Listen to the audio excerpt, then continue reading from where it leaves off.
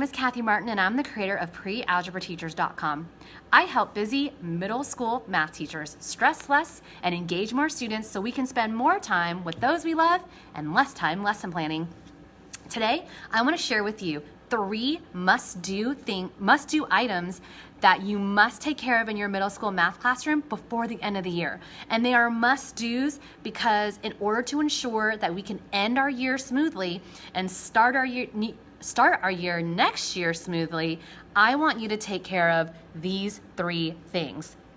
If you would like to grab 10 free lesson plans to make your life a little easier so that you can end your year or start your year with a couple of new lesson plans, click on the link below in the comments.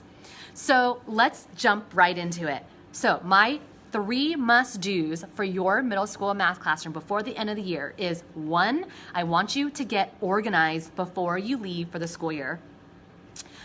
It's really important that as you are packing up, I have 2 more weeks of school, so I'm gonna be packing up my classroom in the next few days. I've already started pulling out boxes and, my packed up areas. So instead of throwing things in a giant box and then shoving it in your closet, I want you to put things away in an organized way. So for example, I actually have one of my boxes right here. So this big purple box is going to be my box for my desk items. So everything that's on my desk, I clear my entire desk of all of my photos, knickknacks, pencils, like things like that, and I put them in this purple box. And I've labeled it. There's a paper right here that you can see. It's going to say desk items only. So when I pull this box out in August, in the fall when I come back, I know everything in here is going to be only desk items. So I've already pulled out my box so that over the next few days, as I'm winding down, I can just put everything in the box and then put it away in my cabinet. I also have a file cabinet where I put all of my student supplies. So I know in the fall when I come back, I open that cabinet drawer. That's where all my student supplies go. I clip all of my signs, all of my pictures that I hang on the walls. I do take some of them down, not everything, but everything I do take down, I paper clip them all together and I put them away, in the closet. So, it's just going to be so much easier for you to organize things now, put them away in an organized fashion. So when you do come back in the fall, you're not crazy. You're not super stressed out, like opening up boxes, trying to find that one stapler or that one, 3-hole puncher or whatever, because everything is all where it needs to be.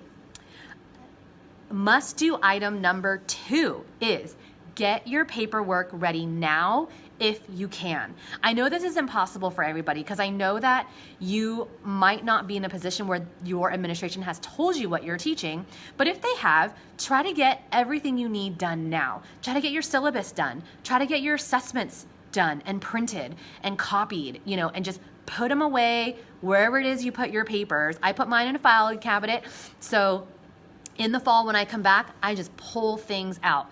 For me personally, my administration will give me a tentative list of what I'm going to teach next year. So then I will just prepare for that. And then when I come back in the fall, if it changes, it probably will change, then I can make adjustments then. But if things change, my hope is I will be 70-80% done with my paperwork. And then I just have to make the appropriate adjustments for things that might have already changed. So try to get your paperwork done now so that in the fall, it's just one less thing to do. Because let's be honest, the beginning of the school year is crazy. So let's try to prepare as much as we can now so that it's a smooth transition, winding down from summer, heading back to school. Must-do item number 3 is I know that you are an amazing educator because if you've been following me, if you're part of this page, if you're watching this video, I know that you want to be the best teacher that you can be and help your students as much as possible.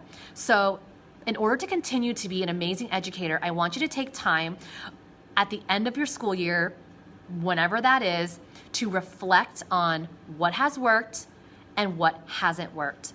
Whether that pertains to your lesson plans, what has worked with your lesson plans this year, what needs to be tweaked, and what can you keep the same because it worked really well.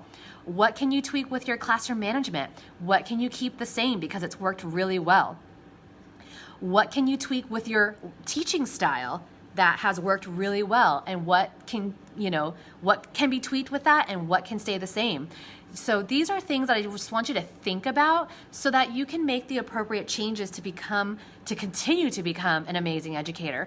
I've been teaching for 12 years and I reflect every year to make sure that I don't stay stagnant, that I'm continuing to evolve, that I'm continuing to be the best that I can be for my students, because I need to get better too, because if it doesn't, things get boring and things get rough, and we want to continue to be our best because I know that this time of year is crazy. We're exhausted, we're fried, it's so hard to continue to elevate, but the end of the year is the best time to do that so that we can start our year next year on top of our game and making sure that we are the best that we can be.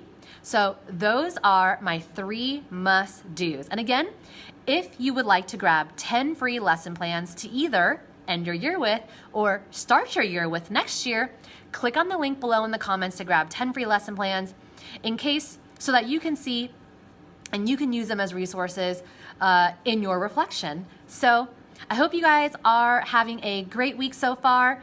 Again, my name is Kathy Martin. I'm the creator of PreAlgebraTeachers.com, and I will see you next time. Bye.